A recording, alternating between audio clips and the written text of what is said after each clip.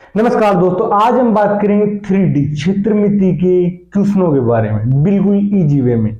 हमने फॉर्मूले ऑलरेडी हम समझ चुके हैं। अब ये प्रथम क्वेश्चन लेते हैं।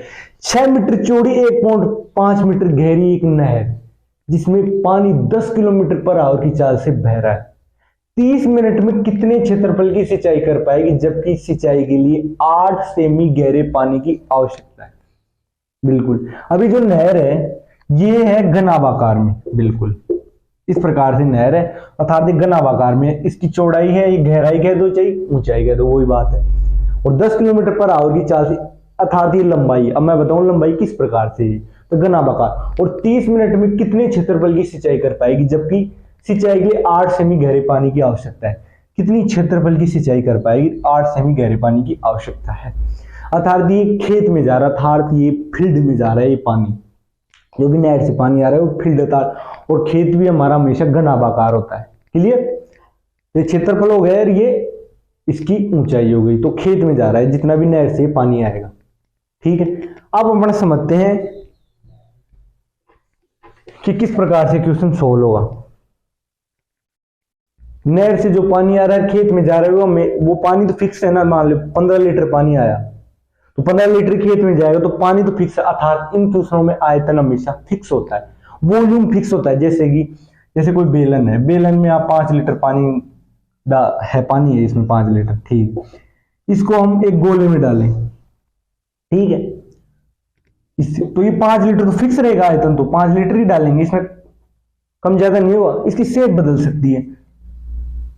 मानो हमें एक गोला ज्यादा रेडियस का बनाना पड़ जाए, कम रेडियस का बनाना पड़ जाए, इसकी शेप बदल सकती है, पर ये 5 लीटर ये फिक्स रहेगा। था वॉल्यूम इन चीजों में फिक्स होता है। इसी प्रकार से इसमें भी वॉल्यूम फिक्स होगा। किस प्रकार से?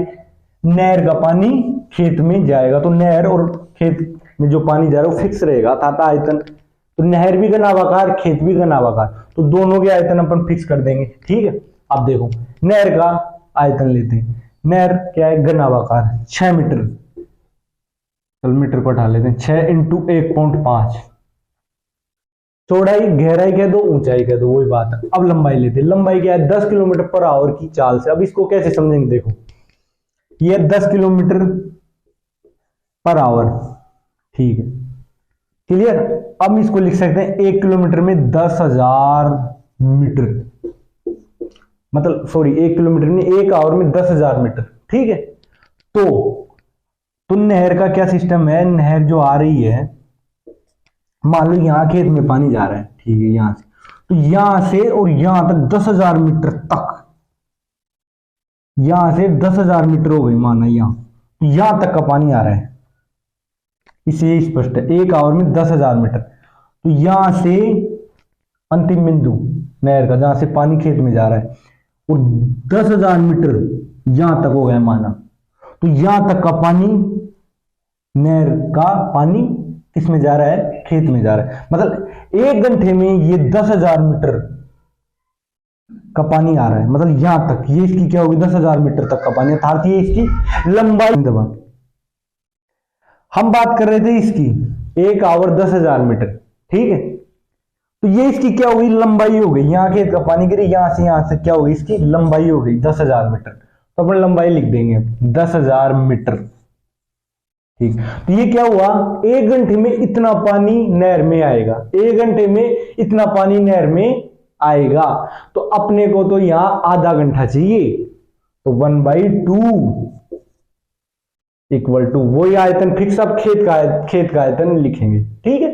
खेत का वही 8, गहराई कह दो या ऊंचाई कह दो, सेमी में है, मीटर में बनाया, ठीक है, इनटू क्षेत्रफल जो कि अपने को ज्ञात करना है, कितनी क्षेत्रफल की, ठीक है।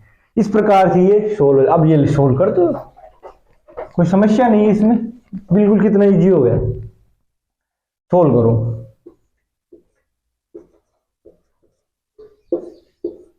5,000, इसको 2 से कैंसिल कर दिया, ठीक है। ये 9 इंटू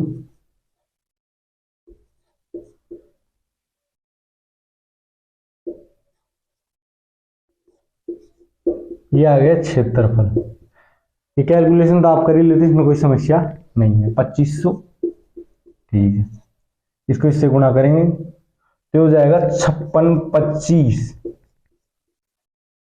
ये मीटर क्या है, मीटर, मीटर में ही सारे कन्वर्ट किए तो मीटर। और क्षेत्रफल हमेशा किस में होता है, स्क्वायर में, आयतन हमेशा क्यूब में, तो ये मीटर स्क्वायर हो गया। तो ये अपना टोटल ये आ गया क्षेत्रफल जिसकी अपने सिंचाई करनी। देख कितना आसान हो गया।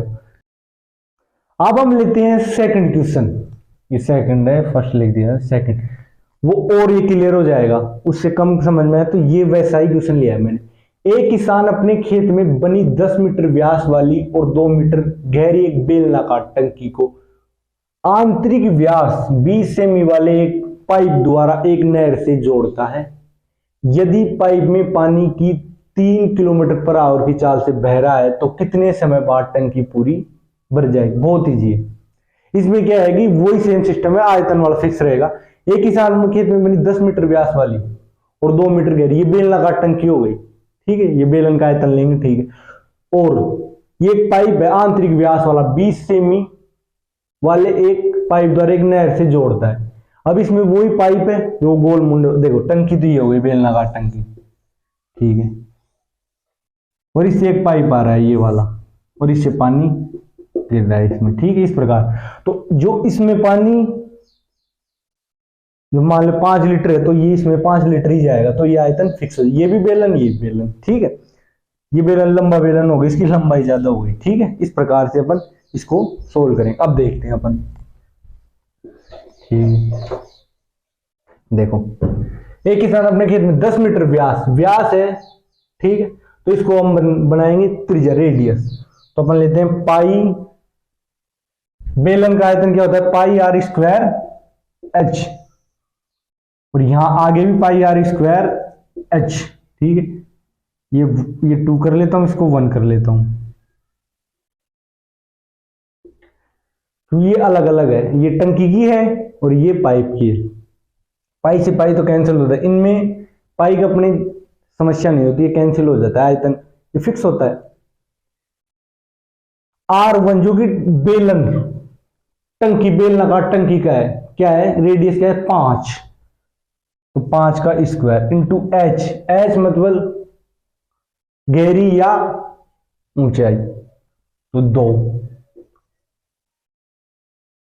आर स्क्वायर, आर क्या है, त्रिज्या किसकी, इसकी आंतरिक व्यास वाले पाइप की, वो कितना हो गया इसका 10 सेमी इसकी त्रिज्या हो गई, परंतु हमें मीटर में कन्वर्ट करना पड़ेगा, तो 10/10, ये डबल बार है क्योंकि आर स्क्वायर है।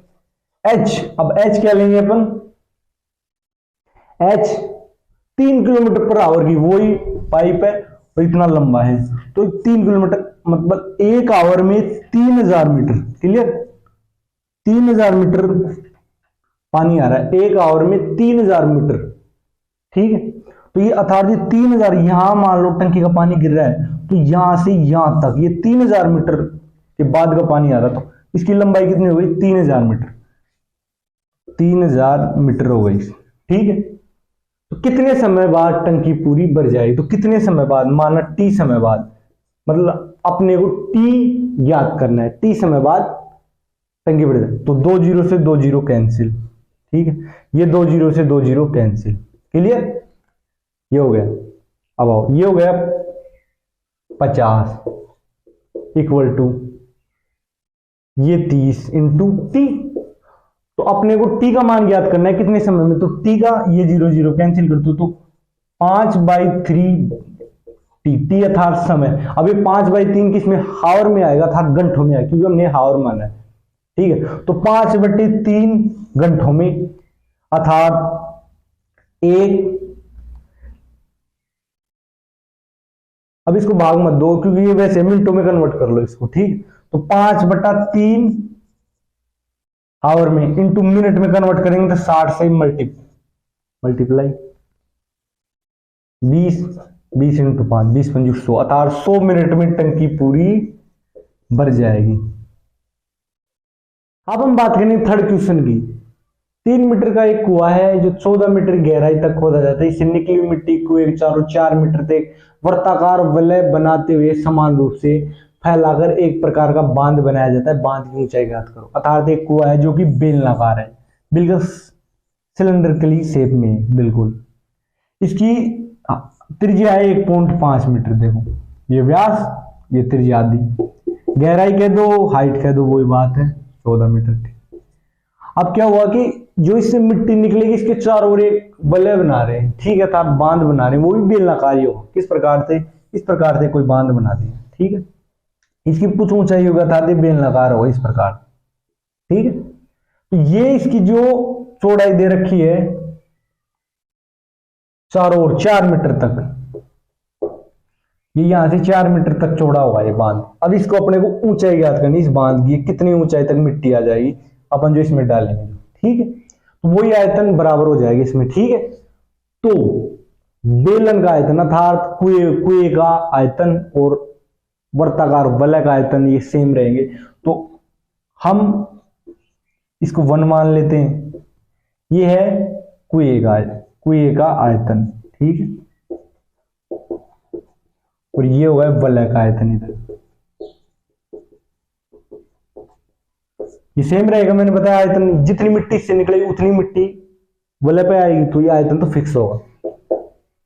पाई, इसको हम 2 मान लेते तो वलय का, इस प्रकार पाई से पाई कैंसिल हो गया, ठीक है।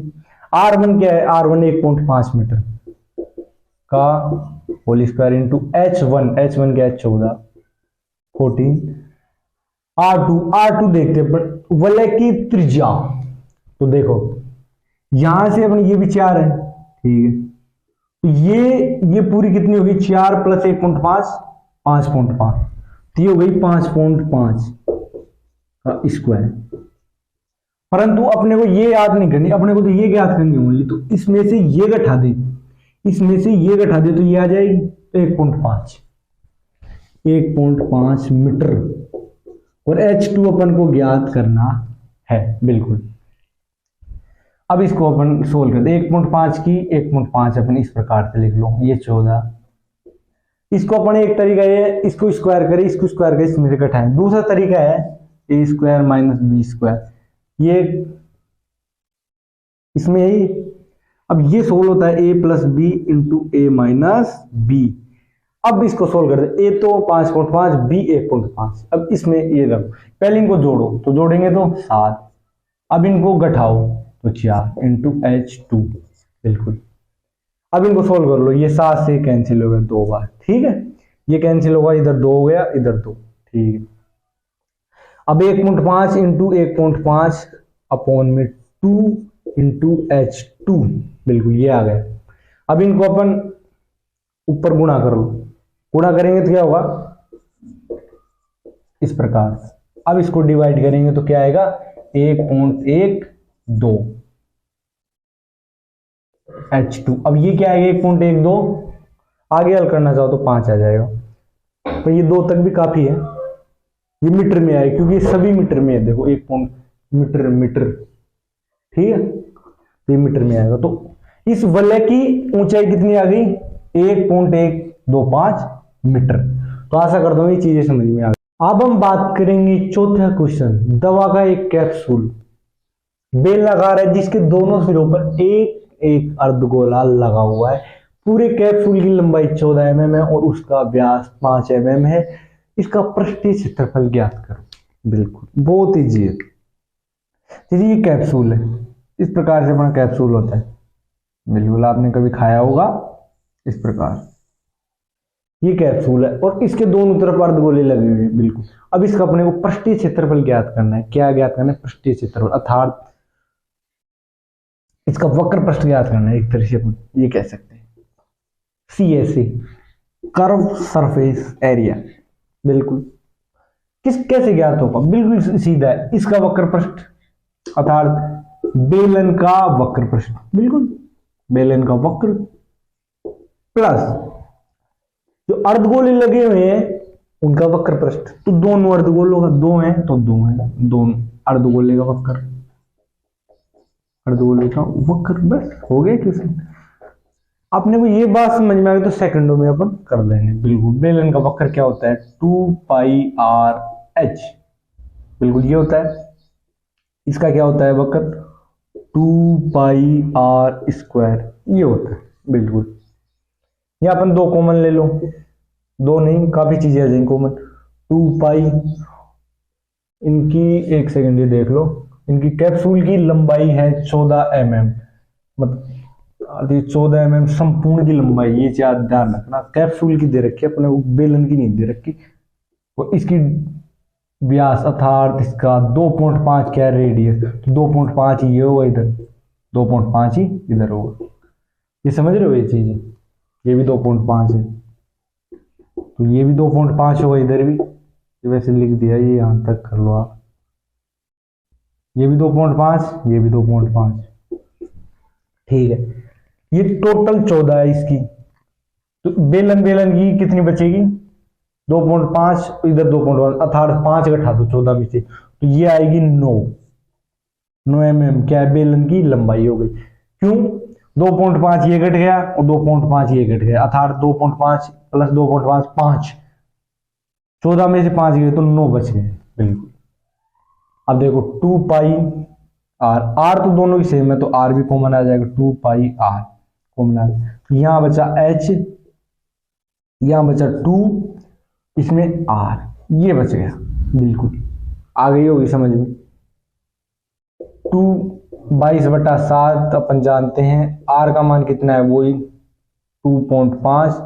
एच क्या, एच किसकी है, ये बेलन की 9, 2 इंटू आर कितना है, वही 2.5, बिल्कुल। इसको सोल्व करेंगे अपन, तो 2 गुणा 22/7 इंटू 2.5, ये हो गया 5 9 और 5 14, बिल्कुल।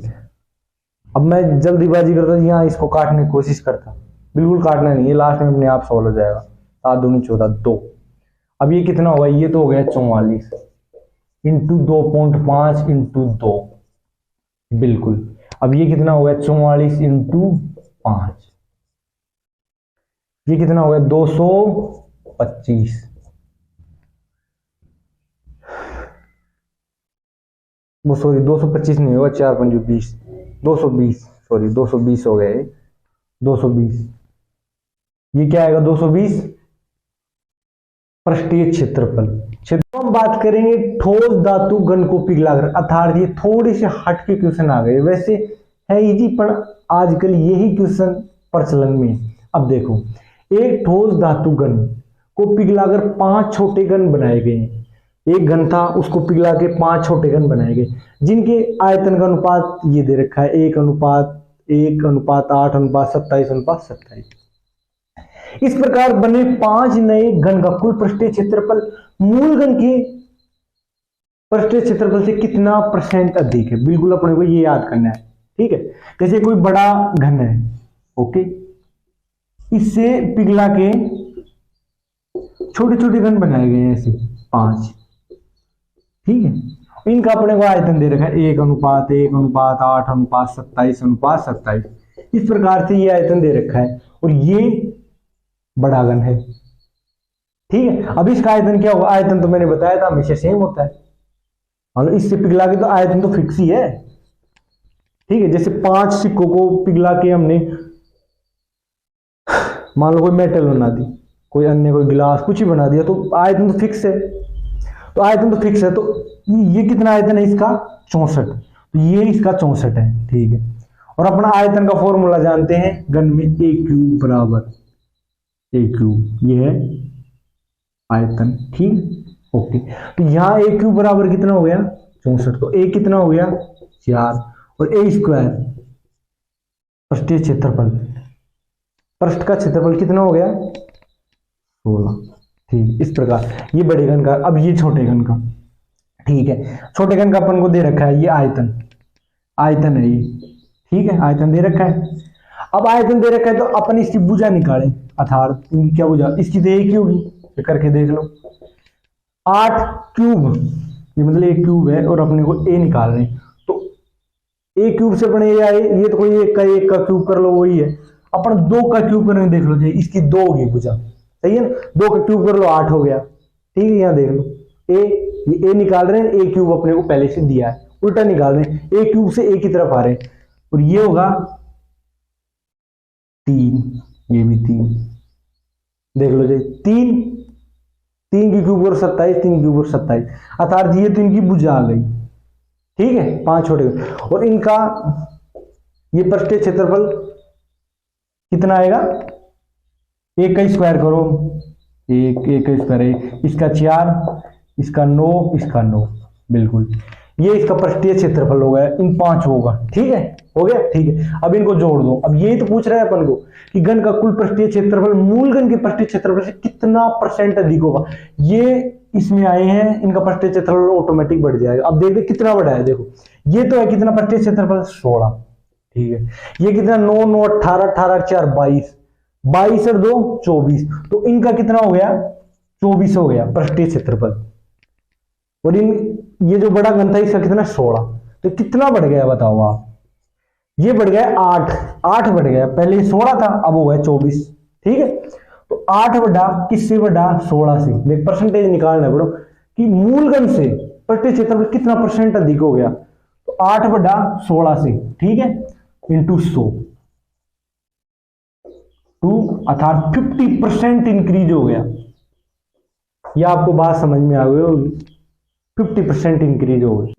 अब हम लेते हैं ये सेकंड इक्वेशन, ये उसी प्रकार का है जो अपने जस्ट पिछला किया था, पर ये थोड़ा सा अलग, मामूली सी, कोई दिक्कत नहीं, बिल्कुल समझे। एक बड़े घन से 125 छोटे एक समान घन काटे गए। एक कोई बड़ा घन है, देखो ये कोई एक बड़ा घन है, क्लियर, ये बड़ा घन है मान लिया, इससे एक समान छोटे घन काटे गए। एक बड़े घन से 125 ऐसे 125 बार। ठीक है, 125 बार इस प्रकार से छोटे छोटे घन काटे गए। ठीक है, इस प्रकार से 125 बार छोटे घन, मतलब 125 घन काट दिए अपन ने। ठीक, इन घनों को मिलाकर रखने पर एक घना बनता। अब क्या करेंगे, अपने ये छोटे छोटे घन है ना, इनको 125 कैसे रख देते तो घना बन जाएगा। बिल्कुल, मान लो 125 यहां तक आ गए, तो एक टोटल ये पूरा घनाभ हो गया, बन गया घनाभ। ये बोलते इन घनों को मिलकर रखने पर एक घनाभ बनता है। याद करेगी बड़े घन के मुकाबले, बड़े घन, ये बड़ा घन है, बड़े घन के मुकाबले घनाभ के संपूर्ण पृष्ठ कितने % की वृद्धि हुई, ये कन्फर्म है, ये तो वृद्धि होगी, क्योंकि अपन कोई भी आकृति है उसको हम काटते हैं छोटे छोटे टुकड़ों में, तो क्षेत्रफल हमेशा इंक्रीज होता है। क्षेत्रफल क्या होता है, इंक्रीज होता है। आयतन तो फिक्स रहता है, पर इसमें आयतन की अपने कोई बात नहीं हो रही। ठीक है, ये कुल पृष्ठीय क्षेत्रफल कितना % इंक्रीज हो, मतलब इसका अपने कुल पृष्ठीय क्षेत्रफल ज्ञात करना है और इनका, क्लियर। तो फिर अपन देखेंगे कितना अधिक हुआ है, कितना % इंक्रीज हुआ है, ये देखना है। अब चलो अब देखते हैं, 125 छोटे घन है, मान लिया एक इसका 125 ही मान लेते हैं। क्या आयतन, अपन आयतन से ही निकलेगा ये घन का आयतन। आयतन तो वैसे सेम ही है, इसका आयतन सेम ही होगा इन 125 का। इनका मान लिया 125, तो इनका क्या होगा, प्रत्येक का एक एक ऐसे 125 बार, तभी तो 125, तभी तो सेम होगा। छोटे छोटे एक बड़ा घन है, इसका आयतन 125, इनका छोटा होगा एक, तभी 125 होगा समान आयतन। बिल्कुल, घन का भुजा निकालें, इसकी भुजा अर्थात ए, तो कैसे आएगी 5। बिल्कुल, कैसे, क्योंकि ये क्यूब होता है और ये ए होता है, तो एक क्यूब से आएंगे, मतलब 5 के क्यूब करे 125 से आ गए, तो ए क्या आ गई 5। बिल्कुल, ऐसे उल्टा कर रहे हैं अपन, है ना। ठीक है, अब इनकी भुजा वही एक वही 125 बार। ठीक है, इस प्रकार से 125 घन। ठीक है, घन की भुजा हो गई। ठीक है, अब ये देखो, अब यहां इनको मिला के घनाभ बना रहे हैं, देखो इन घनाभ बना दे, तो घनाभ की लंबाई कितनी होगी, लंबाई तो होगी जो जितनी लंबाई 125 के समान। ठीक है, 125, चौड़ाई कितनी होगी, चौड़ाई तो वही एक ही होगी और ऊंचाई भी एक ही होगी। ये तो आपको समझ में आ गया होगा। घनाभ जो बना 125 से, उसकी लंबाई तो देखो 125 होगी, क्योंकि पास रख के 125 हो गई इतनी लंबाई, ये चौड़ाई भी इतनी और ऊंचाई भी इतनी होगी, तो एक तो लंबाई वो चौड़ाई ऊंचाई और 125 इसकी लंबाई हो गई। बिल्कुल, अब ये आ गया अपने पास, ये आ गया। बिल्कुल, अब इसका हम संपूर्ण पृष्ठ निकाल, संपूर्ण पृष्ठ कैसे निकालते हैं घन का, 6 गुना ए स्क्वायर। बिल्कुल, तो 6 इंटू ए क्या है 5, तो 5 का स्क्वायर, अर्थात ये हो गया 6 गुना 25। क्लियर, तो 25 की 150, ये तो हो गए 150, ये बड़े घन का, अर्थात ये घन है बड़ा, उसका ये संपूर्ण पृष्ठ आ गया। अब इसका अपन संपूर्ण पृष्ठ निकालते हैं, जो अपना घन आप बना छोटे छोटे घनों से, बिल्कुल। अब उसका हम निकालेंगे संपूर्ण पृष्ठ और फिर देखेंगे कितना दी गई इससे। अब निकालो घन आपका संपूर्ण पृष्ठ क्या होता है, मैंने आपको बताया था 2 कोष्टक लंबाई इंटू चौड़ाई 125 गुना 1 प्लस चौड़ाई इंटू ऊंचाई 1 गुना 1 प्लस ऊंचाई गुना लंबाई 1 गुना 125। इस प्रकार से इसका क्या होता है, ये संपूर्ण पृष्ठ होता है घनाभ का, ये मैंने पहले बता दिया था आपको। अब ये क्या हो गया 125 कितने हो गए 250 मतलब 250 रेख 251 इंटू 2 ये हो गए, बिल्कुल ये आ गया। तो ये कितना आ गया 250 502 आ गया, बिल्कुल। तो ये 502 आ गया टोटल सरफेस एरिया घनाभ का, और इसका 150 है। तो ये कितना दी गया अब देखते हैं अपन, 502 माइनस 150, बिल्कुल ये 352 दी गए, अर्थात ये 150 से कितना दी गए 352, 150 से 352 दी गए, बिल्कुल। और किससे दी गए 150 से, अपन परसेंटेज निकालना है, 150 से 352 दी गई ये, ठीक है, इंटू 100, 1 0 से 1 0 कैंसिल हो गई। अब इसको और कर लो, ये गया 3 बार ये 2 बार, ठीक है। अब इसको हल करेंगे तो अपन आएगा 234 सही 2/3 परसेंटेज, ये आएगा। ये चाहे आप निकाल लेना, कोई दिक्कत नहीं, ठीक है। 234 सही 2/3 परसेंटेज, परसेंटेज का नाम है सॉरी परसेंट, ठीक है। अर्थात जो अपना 150 और ये 502, तो इससे 352 यह दिख है, अर्थात परसेंटेज में देखो तो कितना दिख है, संख्या मतलब 352 दिख है, 234 सही 2/3। तो हम करते हैं इसका थर्ड क्वेश्चन, ये बिल्कुल इजी क्वेश्चन है, ऐसे भी क्वेश्चन आ जाते हैं कई बार सीधे सीधे। एक घन के आयतन का उस गोली के आयतन से क्या अनुपात होगा जो घन के अंदर फिट है, अर्थात कोई घन है इस प्रकार से, ठीक है। ये इस प्रकार से मैंने घन बना दिया, ठीक है। और इस घन के अंदर एक गोला फिट है इस प्रकार से पूरा, ठीक है। ये इसकी डैम, ये थोड़ा बाहर चला गया, वैसे अंदर ये इसके रहेगा, ठीक है। ये बाहर चला गया इस प्रकार से, ठीक है। ये टच करेगा इसके से, इस प्रकार से गोला फिट है, ठीक है। इसकी ये त्रिज्या है, ठीक। इसकी अपन भुजा मान ले a, तो इसकी त्रिज्या क्या होगी r/a/2, बिल्कुल, ठीक है। तो आयतन से अनुपात क्या होगा, घन के आयतन, घन का आयतन क्या होता है a³ का अनुपात गोले का अनुपात क्या होता है, गोले का आयतन क्या होता है 4/3 पाई r³, ये होता है गोले का आयतन। ये पूछ रहा है इसका अनुपात दोनों का, a³ हो गया, बिल्कुल 4/3 पाई ऐसे कैसे, r का मान है a/2 का होल 3, ये हो गया, ठीक है, बिल्कुल। तो इसको इससे कैंसिल हो जाएगी, a3 हो गया। ये इसको इधर ले लो, 3 दूनी 6, ठीक है, 4 पाई, इसको और कैंसिल कर दो, 3 2, तो था 3 बराबर 2 पाई। तो ये इसका अनुपात होगा, सॉरी ये अनुपात है, बराबर का चिन्ह लगा दे, अनुपात, तो 3:2 पाई इनका अनुपात होगा। ये एकदम सीधा सा क्वेश्चन है, बिल्कुल आप देख।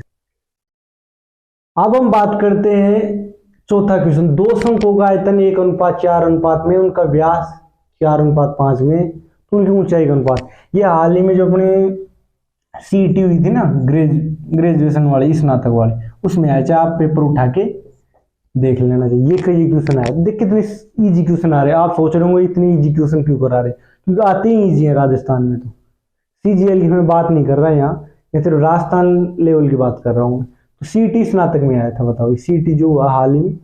अब देखो दो शंकुओं का आयतन, अपन जानते हैं शंकु का आयतन क्या होता है 1/3 पाई r² है, दो हैं तो इनको अलग अलग मान लो, पाई r² h2। इस प्रकार दो शंकुओं का आयतन अनुपात में क्या है 1:4, बिल्कुल ये दे रखा है, मैंने लिख दिया, कोई दिक्कत, इसलिए ये कैंसिल हो गया, पाई ये कैंसिल नहीं क्योंकि ये अलग अलग हो गए, ठीक है, ये हो गया, ठीक है।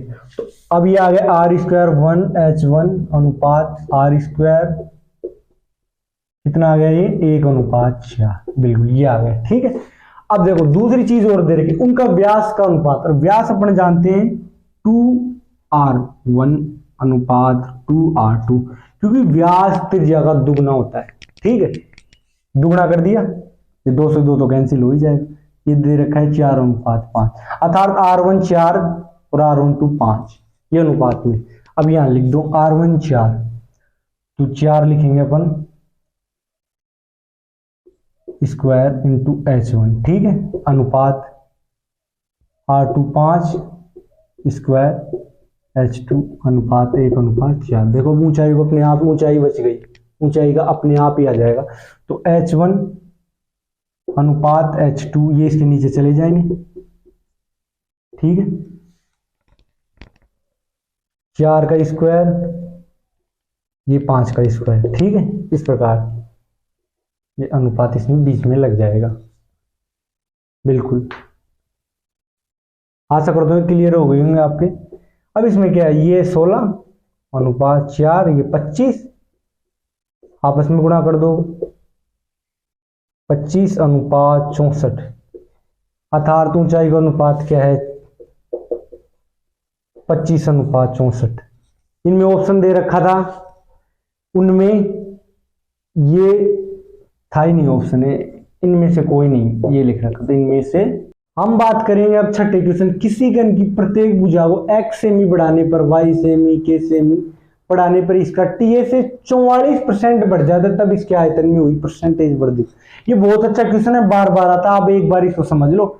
इसकी जगह घन आ जाए, बेलन आ जाए, शंकु आ जाए, इस प्रकार से क्वेश्चन आते रहे, पर आपने अगर ये समझ लिया तो बिल्कुल आपको दिक्कत नहीं। चलो अब करते हैं।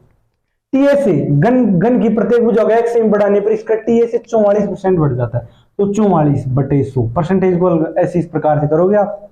ठीक है, ये आ गया 11/25। ठीक है, तो ये ओल्ड, ये पहले था TA से, अब ये बढ़ गया। ठीक है, तो कितना हो गया न्यू 36, बिल्कुल TA से ये हो गया। अब TA से देखो, वैसे TA से का फार्मूला क्या होता है 6a²। 6 का कोई औचित्य नहीं, क्योंकि दोनों में वो ही, पहले में भी ये 6 रहेगा, ये तो 6 अपने नहीं लेते, a² होता है TA से। ठीक है, तो 25 ओल्ड में, न्यू में 36, तो ये a² है TA से। ठीक है, a कितना आएगा 5, इसकी 6, बिल्कुल आ गया। a² 25 है तो a 5 होगा, a² 36 है तो 6 होगा। अपने को ये नहीं निकालना, अपने को आयतन में भी वृद्धि। अब आयतन देखते हैं, अपना आयतन होता है a³, बिल्कुल a³ होता है, किसका, घन का। ठीक है, आयतन घन का a³ होता है। a 5 ओल्ड और न्यू 6, 125 ओल्ड का आयतन, न्यू का आयतन कितना हो गया 6 का 216, बिल्कुल ये हो गया ओल्ड और न्यू का आयतन। ओल्ड का अर्थ यहां क्या है कि पहले जब अपने छेड़छाड़ नहीं की घन तब ये आयतन था, और फिर अपने भुजा बढ़ाई तब इसका ये आयतन हो गया। तो ये भुजा, इसके अलावा आयतन में कितने परसेंट की वृद्धि, तो अपन यहां देख सकते हैं 91 की वृद्धि हो गई। परसेंटेज में कितनी वृद्धि हुई 91 वृद्धि हुई, कितने से 125 से इंटू 100, बिल्कुल। अब इसको कैंसिल कर दो 25, बिल्कुल। अब इसको आप गुणा कर लो, इससे भाग दोगे तो ये आएगा 72.8%। मतलब कितनी वृद्धि हुई 72.8% वृद्धि हुई, जो पुराना आयतन था और नए आयतन से। क्लियर, आ गई होगी आशा करता हूं ये समझ में। ठीक, ओके। अब हम बात करते हैं ये इक्विलर फार्मूले के बारे में। बिल्कुल इक्विलर फार्मूला है, एक गणितज्ञ ने दिया था। अब देखते हैं क्या है। वैसे ये अभी तक आया नहीं अपने राजस्थान के सिलेबस पर, आगे आ जाए कभी, थोड़ा नॉर्मल है, समझ लो। VF - E = 2 अर्थात 2, ये आपको रखना होगा। V + F - E = 2। देखो V है कोने, V कोने, F सतह, E किनारे। वी कोने एफ सतह ई किनारे, जैसे घन है या घनाभ में लगता है, घन या घनाभ में ये लगता है, जैसे घन हुआ या घनाभ हुआ इसमें ये लगता है। ठीक है, अब देखो समझते हैं कोने सतह किनारे कहाँ कहाँ होते हैं। अब समझते हैं पहले कोने, ऊपर है कोने, तो कोने होते हैं 8। देखो अब 8 में गिनाता हूं आपको, 1 2 3 4, ठीक, 4 हो गए इधर और इधर 5 6 7 8, तो 8 क्या हो गए कोने। ठीक है, सतह, सतह 6, 1 2 3 4 5 6, 6 हो गई, 1 2 3 4 5 6, 6 सतह हो गई। ठीक है, अब किनारे 12, 12 किनारे देखो, देखो किनारे कैसे, किनारे किनको कहते हैं, कोने तो ये थे, किनारे ये है, ये वाले 1 2 3 4 5 6 7 8 9 10 11 12, तो कितने किनारे हो गए, 12 किनारे हो गए। बिल्कुल, दोबारा देख लो, कोने ये हैं 1 2 3 4, ये तो 8 हैं, ये किनारे, ये कोने हैं सॉरी, और ये किनारे, ये वाले किनारे। ठीक है, और सतह आप जानते हो ये सतह है, तो ये फार्मूला होता है कौन सा, ये v प्लस एफ माइनस ई, अर्थात कोने प्लस सतह माइनस किनारे बराबर 2। अब हम इस पर एक उदाहरण लेते हैं। ठीक है, अब इसको समझने के लिए अब हम इस पे एक उदाहरण लेते हैं जो कि इक्विलर फॉर्मूला, इक्विलर फॉर्मूला क्या है, v plus F minus E equal to 2। v का अर्थ क्या होता है कोने, एफ का अर्थ सतह, ई का अर्थ एज यानी किनारे, इक्वल टू 2। ये इक्विलर फॉर्मूला तो जो घन घनाभ में लगता है। अब इस पे लगाते हैं 12 कोने, 12 कोने, तो 12 यहां लिख दिया, एफ सतह, इसकी कितनी सतह, सतह तो अपने को ज्ञात करनी है। ठीक है, किनारे 30 किनारे 30। ठीक है, ये क्लियर, ये क्वेश्चन मार्क का था, ये अपने को ज्ञात करना है। ठीक है, अब ये देख लो, ये हो गए माइनस के 18 2। ठीक है, ये हो गए। अब इस इधर लाएंगे तो क्वेश्चन मार्क्स अर्थात ये हो जाएगा 20, अर्थात क्वेश्चन मार्क क्या है, सतह। देखो तो सतह कितनी होगी 20। आशा करता हूं ये चीज